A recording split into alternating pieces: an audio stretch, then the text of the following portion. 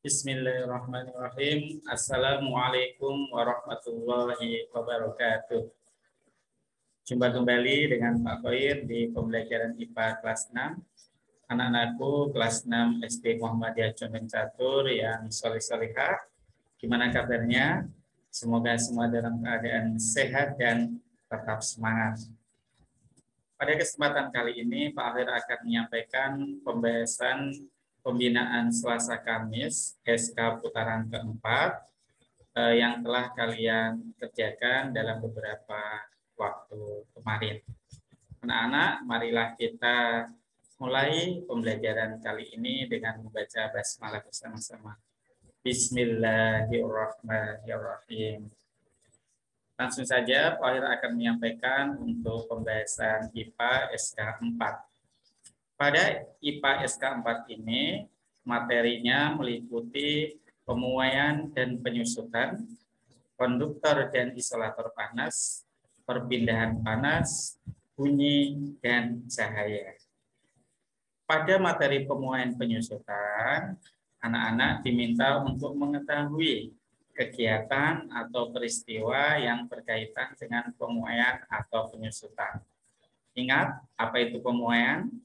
Pemuaian adalah bertambahnya ukuran suatu benda karena terkena panas. Kemudian penyusutan itu kebalikannya, berkurangnya ukuran suatu benda karena terkena dingin. Nah, jadi ketika suhu meningkat atau suhu menjadi panas, maka benda tersebut akan memuai. Sebaliknya, kalau suhunya turun atau dingin, maka benda tersebut akan menyusut. Selanjutnya, untuk konduktor dan isolator panas, anak-anak harus mengetahui benda-benda yang termasuk konduktor isolator panas. Konduktor panas itu yang bagaimana?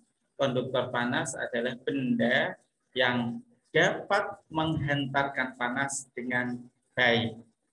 Sementara isolator panas, benda yang tidak dapat menghantarkan panas dengan baik. Kemudian, anak-anak tahu tentang pemanfaatan konduktor isolator panas pada peralatan rumah tangga, serta menyimpulkan percobaan sederhana yang terkait dengan konduktor dan isolator panas. Untuk materi yang ketiga tentang perpindahan panas, seperti yang anak-anak pelajari bahwa perpindahan panas meliputi 3 ya, ada konduksi, konveksi, radiasi. Konduksi, nama lainnya adalah rambatan atau merambat. Ini melalui zat perantara terjadi pada benda padat. Sementara konveksi, aliran atau mengalir melalui perantaranya apa? Zat cair atau gas. Sementara radiasi itu adalah pancaran atau memancar perpindahan panas secara langsung tanpa perantara. Untuk materi yang keempat tentang bunyi. Di materi ini anak-anak harus bisa menentukan alat-alat musik yang dimainkan dengan cara tertentu.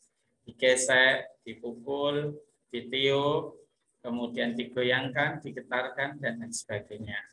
Kemudian menentukan sumber bunyi alat musik, kemudian menentukan nada tinggi dan rendah, serta benda-benda yang dapat menyerap bunyi. Untuk materi yang terakhir tentang cahaya, anak-anak harus mengetahui sifat-sifat cahaya dalam kehidupan sehari-hari dan juga menentukan arah bayangan. Tahu ya sifat-sifat cahaya ya? Cahaya dapat dipantulkan, cahaya dapat dibiaskan atau dibelokkan, cahaya menembus benda bening, cahaya merambat lurus, dan cahaya dapat diuraikan. Oke, langsung kita mulai ke pembahasan soal latihannya. Nomor 1, pemasangan kabel listrik di tepi-tepi jalan dibuat agak kendor. Agak kendor tahu ya, agak kendor itu istilahnya longgar, tidak kencang atau tidak tegang. Kenapa dibuat seperti itu? Ini untuk menghindari kabel tersebut putus saat menyusut di malam hari.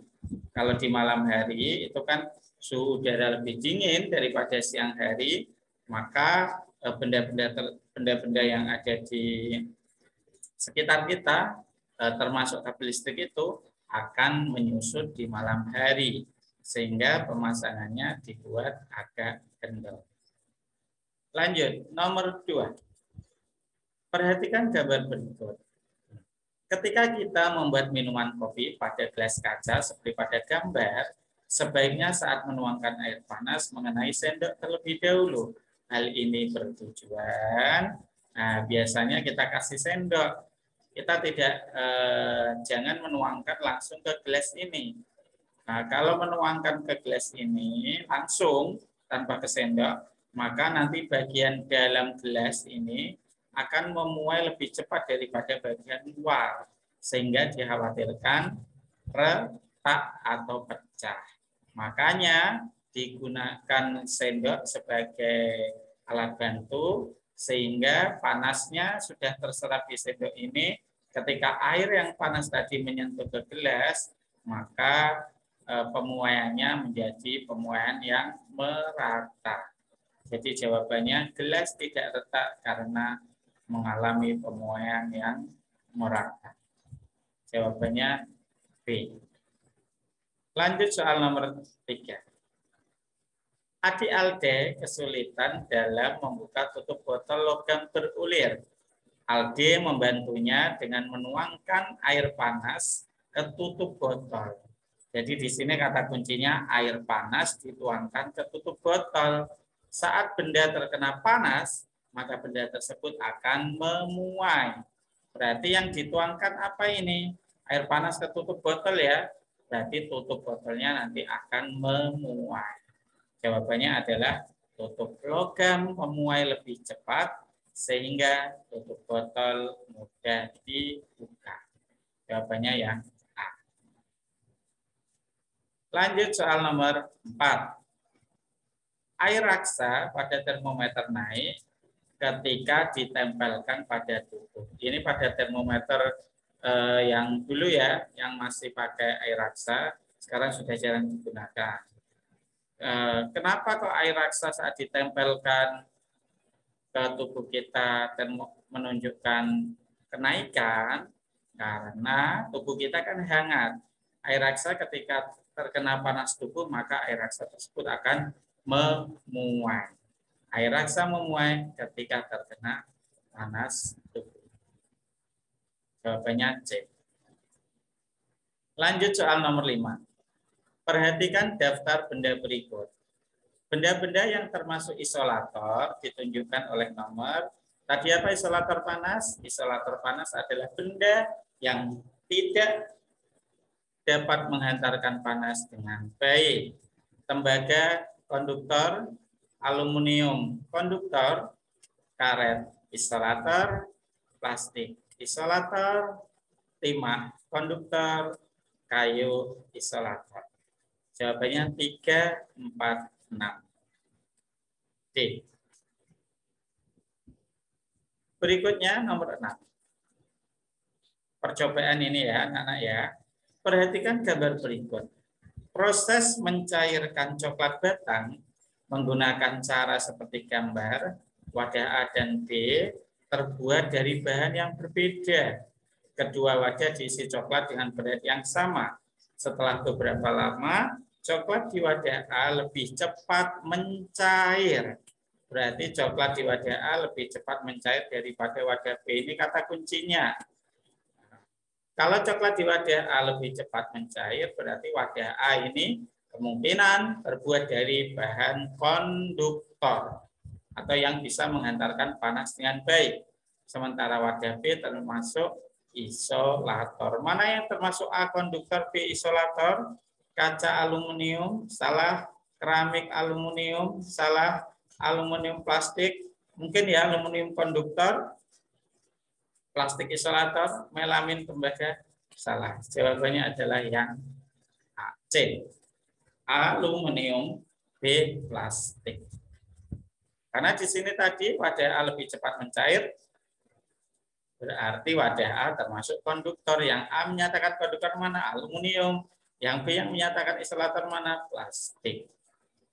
Kita lanjutkan soal nomor 7. Andin melakukan eksperimen penghantar panas. Dia menggunakan 5 batang benda dengan bahan yang berbeda. Pada salah satu ujung setiap benda diletakkan potongan coklat dengan ukuran yang sama. Kelima benda yang digunakan memiliki bentuk, panjang, dan ketebalan yang sama. Ujung lain dari kelima benda tersebut dipanaskan menggunakan nyala api yang sama dalam waktu 5 menit. Maka berikut hasil eksperimennya. Nah, coklat di batang benda 1 meleleh. Benda 2 tidak, 3 tidak meleleh, 4 meleleh, 5 meleleh. Kalau dalam percobaan itu menghasilkan kondisi coklat yang meleleh, otomatis batang tersebut dia menghantarkan panas. Berarti yang meleleh ini termasuk konduktor. Sementara yang tidak meleleh isolator. Coba kita cek. Kesimpulan yang dapat kita ambil berdasarkan hasil eksperimen tersebut adalah batang benda 2 dan 3 buruk dalam menghantarkan panas. Salah ya? Betul. Batang benda benda 2 dan 3 buruk dalam menghantarkan panas. Oke, maaf. Betul, ini jawabannya. Batang benda 1, 3, 5 baik, salah. 3, 4 baik, buruk, salah. 2, 4, 5 baik, salah. Yang betul adalah yang A. Karena di sini benda 2 dan benda 3 tidak meleleh coklatnya. Berarti batang tersebut bukan merupakan penghantar panas yang baik. Nomor 8, hampir sama tentang percobaan. Benda 1, 2, dan 3 terbuat dari bahan berbeda. Dimasukkan pada air bersuhu 90 derajat Celcius. Setelah 20 menit, diperoleh hasil sebagai berikut. Nama benda 1, kondisi menteganya masih utuh. 2, meleleh sebagian. 3, meleleh seluruhnya. Berdasarkan percobaan tersebut, kesimpulan berikut yang tepat adalah mana kesimpulan yang tepat? Nah, kita lihat benda 2 dan benda 3 ini kondisi menteganya meleleh. Otomatis benda 2 dan 3 ini bisa menghantarkan panas.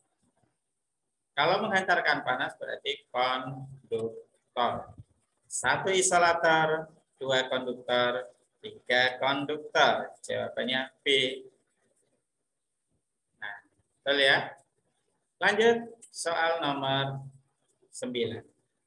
Berdasarkan gambar tersebut, bagian yang berfungsi sebagai konduktor panas. Tentu jelas mana yang sebagai penghantar panas baik. Kalau yang gambar pertama ini setrika, alasnya tentunya yang sebagai konduktor. Kalau pegangannya ini isolator. Kalau solder, ini ujungnya ini sebagai konduktor, pegangannya isolator. Berarti L dan M konduktor. K dan N isolator. Jawabannya B. Nomor 10. Perpindahan panas secara konduksi. Bagaimana anak-anak tadi konduksi? Konduksi adalah rambatan atau merambat. Perpindahan panas melalui zat perantara terjadi pada benda padat. Coba kita cek. Saat kita duduk di dekat kompor, badan terasa panas. Ini apa? Radiasi. Perahu nelayan berlayar mengikuti angin bertiup. Angin berarti konveksi. Badan berkeringat ketika berada di bawah terik matahari. Terik matahari berarti apa? Radiasi. Berarti mana yang konduksi? Tentunya adalah D. Memasukkan sendok ke dalam air panas, ujung sendok terasa panas. Penghantarnya di sini adalah benda padat. Panas merambat pada benda padat. Nomor 13. Perpindahan panas secara konveksi. Konveksi adalah aliran atau mengalir. Panas ini mengalir pada benda cair atau gas. Panas merata pada seluruh mesin. Mesin termasuk benda padat, berarti konduksi. Kaki kepanasan saat menyentuh knalpot sama, ini konduksi. Asap yang keluar dari lubang knalpot, asap ini benda gas. Betul sekali, konveksi. Kalau tubuh kepanasan saat berkendara di siang hari, kepanasannya mungkin karena terik matahari. Berarti ini radiasi. Mudah ya anak-anak ya. Lanjut nomor 12. Perpindahan panas secara radiasi. Radiasi adalah pancaran atau memancar. Panas memancar secara langsung tanpa perantara. Badan terasa hangat saat di samping api unggun, radiasi. Betul jawabannya berarti yang A. Yang lain coba kita cek. Bagian luar gelas terasa hangat saat diisi air panas. Gelas berarti konduksi. Terjadinya angin darat pada malam hari, konveksi. Sudip terasa panas setelah untuk menggoreng. Sudip itu spatula, konduksi. Oke. Mudah ya, ingat-ingat. Konduksi adalah merambat atau rambatan pada benda padat. Konveksi mengalir atau aliran pada benda cair atau gas. Radiasi memancar atau pancaran secara langsung. Nomor 13. Perhatikan tabel berikut. Peristiwa atau kegiatannya pada daftar. Pertanyaannya, peristiwa atau kegiatan yang memiliki jenis perpindahan panas yang sama. Mari kita cek daftar yang tadi. Nah, asap pembakaran, asap tadi benda gas, berarti konveksi. Panas merambat pada alat setrika logam, konduksi. Udara dingin, udara benda gas, konveksi. Air yang bergerak waktu direbus, air benda cair, konveksi.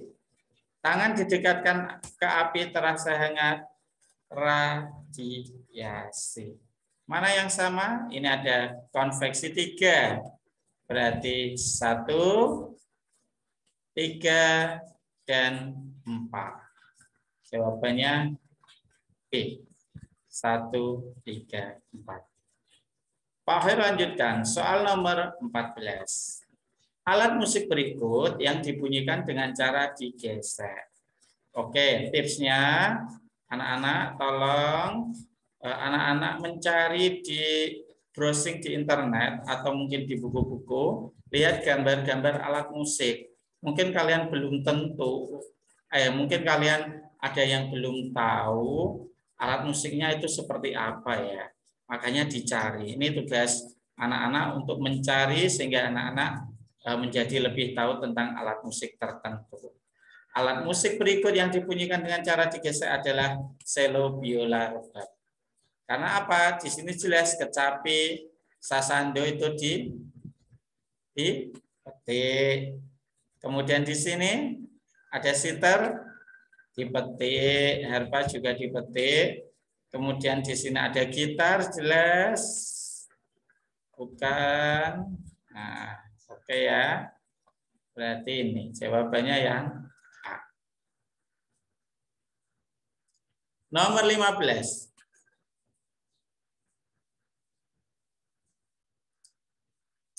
Lanjut soal nomor 15. Alat musik tradisional yang dibunyikan dengan cara dipukul. Oke. Kita pakai cara eliminasi ya anak-anak ya. Coba ya. Mungkin di antara alat-alat musik berikut ada yang familiar, mungkin ada yang belum familiar juga. Yang A, ada seruling. Seruling di sini alat musik tiup, berarti jelas salah. Yang B, ada calung kecapi. Tahu kecapi ya? Kecapi ini dipetik, berarti salah. Ada yang C, sasando kolintang rebana. Sasando, alat musik petik dari Nusa Tenggara ya, berarti salah. Nah, walaupun kalian mungkin nggak tahu kenong, tifa, calung, gender, kolintang ataupun rebana, tetapi ada satu kata kunci yang sudah kalian ketahui, berarti ini cara eliminasi. Jawabannya adalah yang D, saron, gambang, dan talempong. Soal berikutnya, soal nomor 16. Perhatikan gambar berikut. Sumber bunyi pada alat musik seperti pada gambar ditunjukkan nomor jelas ini 2 dan 3. Nomor 17. Perhatikan percobaan berikut. Jika botol kaca ditiup, urutan bunyi dari yang terendah ke yang tertinggi pada percobaan tersebut adalah anak-anak. Pada percobaan botol kaca seperti ini ada dua perlakuan. Kadang ditiup, kadang dipukul. Kalau ditiup, ingat ya, kalau ditiup terendah ke tertingginya itu sesuai dengan jumlah airnya. Air yang paling sedikit menunjukkan bunyi rendah saat ditiup. Air yang paling sedikit menunjukkan bunyi rendah saat ditiup. Berarti 2, 4, 1, 3, 5. Itu dari terendah ke tertinggi. Sementara kebalikannya, saat dipukul, maka yang tertinggi adalah yang airnya sedikit. Nah, ketika dipukul, tong kosong nyaring bunyinya. Yang banyak kosongnya ini, yang kosongnya banyak, itu berarti yang tinggi bunyinya kalau dipukul. Kalau ditiup, ya sesuai jumlah airnya. Nomor 18. Angklung tersebut jika digetarkan, bunyi yang akan terjadi adalah kata kuncinya di sini adalah semakin panjang atau besar angklungnya maka menghasilkan bunyi yang rendah. Semakin kecil bilah bambunya maka menghasilkan bunyi yang tinggi. Mana jawabannya? Nomor 3 lebih tinggi suaranya dari nomor 4. Salah ya. Nomor 2 lebih tinggi suaranya daripada nomor 1. Betul. Nomor 2 itu lebih tinggi suaranya daripada nomor 1. Nomor 1 menghasilkan suara paling tinggi, salah, harusnya paling rendah. Nomor 4 menghasilkan suara paling rendah, salah, harusnya paling tinggi. Nomor 19. Amira bersekolah di SD Cerdas Cermat. Sekolah Amira berdekatan dengan studio musik.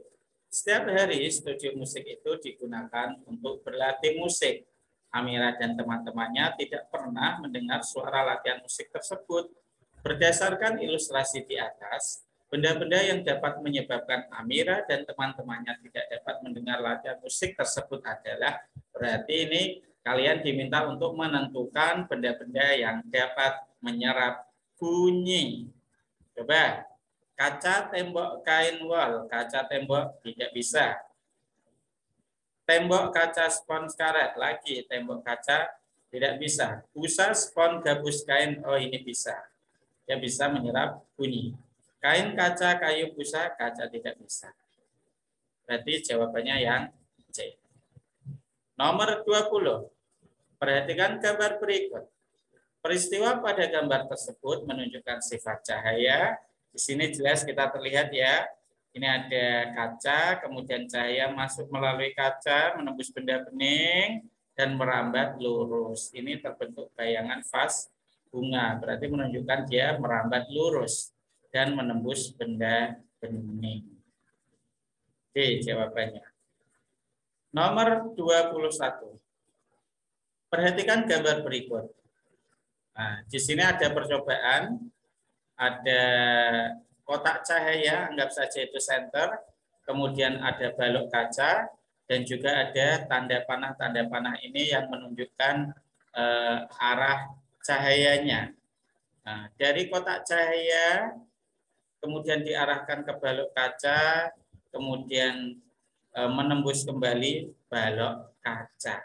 Di sini menunjukkan bahwa cahaya dapat dibiaskan atau dibelokkan.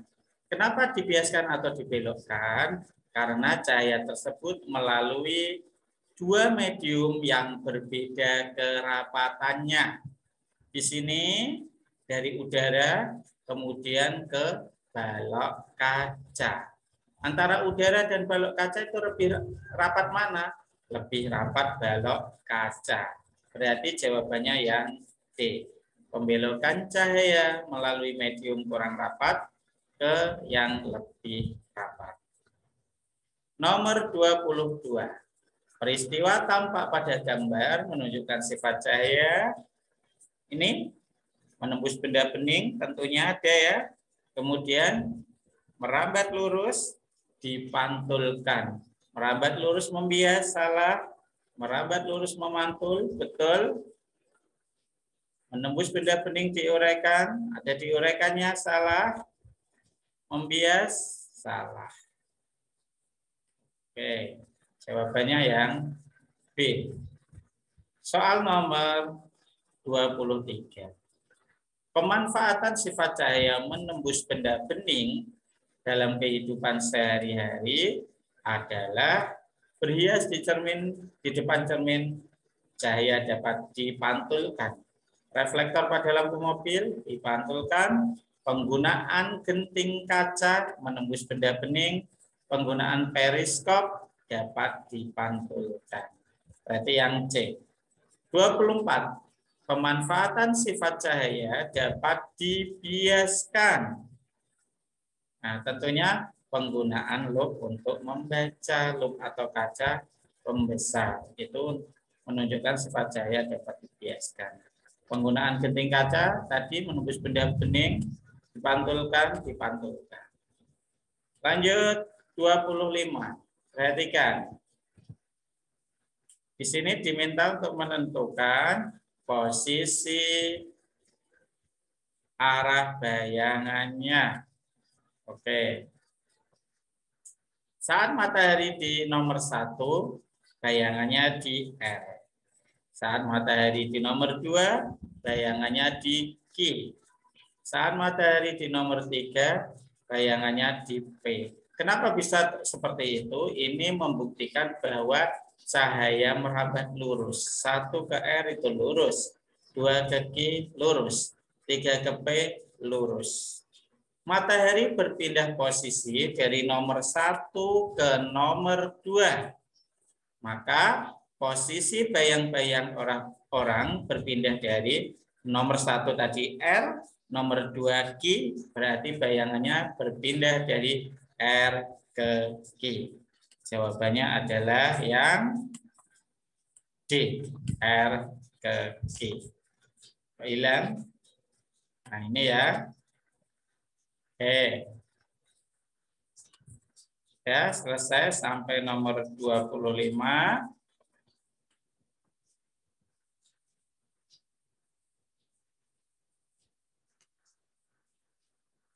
Ya anak-anak, demikian pembahasan dari Pak Khair untuk soal SK 4 mata pelajaran IPA. Semoga bermanfaat dan semoga anak-anak semakin lebih paham.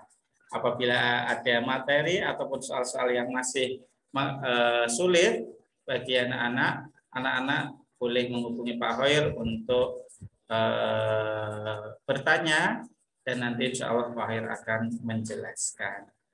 Itu ya anak-anak, cukup sekian pembahasan SK4 dari Pak Khair. Semoga bermanfaat. Tetap jaga kesehatan, tetap semangat selalu. Sampai ketemu di video pembelajaran selanjutnya. Dari Pak Khair kurang lebihnya mohon maaf. Wassalamualaikum warahmatullahi wabarakatuh.